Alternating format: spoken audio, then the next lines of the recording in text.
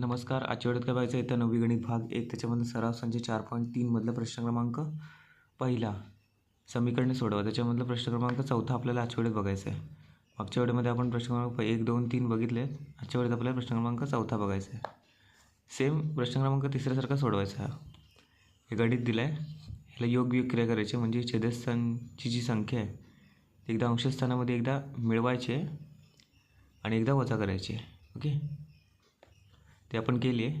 त्याच्यानंतर 4मध्ये +1 मिळवले हे आणि 4मध्ये एकदा वजा केले. सेम मागच्यासारखं अधिक वर्गमूळ x+3 आणि वजा वर्गमूळ x+3 हे दोन्ही कॅन्सल होतं. सेम अधिक 4x अधिक म्हणजे वर्गमूळ 4x + 1 आणि वजा वर्गमूळ 4x - 1 + 1 कॅन्सल होतं आणि हे शिल्लक राहतं. आता हे 2 आहेत, हे वजा गुणिले वजा अधिक होतं आहे आणि हे पण 2 आहेत म्हणून आपण 2 कंसामध्ये लिहिलं आणि वर्गमूळ 4x + 1 लिहिलं आहे. आता 2 2 कॅन्सल होतं, 4 + 1 5 आणि 4मधून 1 गेले किती 3 राहिले शिल्लक. ओके, आता इथं वर्गमूळ चिन्ह आहे, आपल्याला ते काढून टाकायचं. त्यासाठी काय करावं लागेल? आपल्याला दोन्ही बाजूचे वर्ग करावं लागेल. दोन्ही बाजूचा वर्ग केला की वर्ग आणि वर्गमूळ चिन्ह कॅन्सल होतं आणि इकडे 5चा वर्ग किती 25 आणि 3चा वर्ग किती 9 होतो.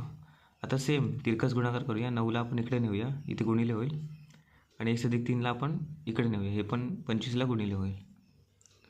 त्याच्यात 9 × 4 9 × 36 x, 9 × 1 9 × 9 25 × x 25x अधिक 25 × 3 75. आता 25xला आपण बरोबर चिन्हाच्या या साईडला नेऊया म्हणजे ते वजा होईल. 9ला आपण बरोबर चिन्हाच्या ह्या साईडला नेऊया म्हणजे ते 75मध्ये वजा होईल. ओके, 36xमधून 25x गेले 11x राहिले आणि 75xमधून 9 गेले किती राहिले 66 राहिले. आता 11xला गुणिले बरोबर चिन्हाच्या या साईडला नंतर होणार भागिले 66 भागिले 11 11 × 11 11 × 66 म्हणजे x बरोबर 6 उत्तर आलं. ही समीकरणाची उकल आहे. तर प्रश्न क्रमांक 5 आपण नेक्स्ट व्हिडिओमध्ये बघूया. धन्यवाद.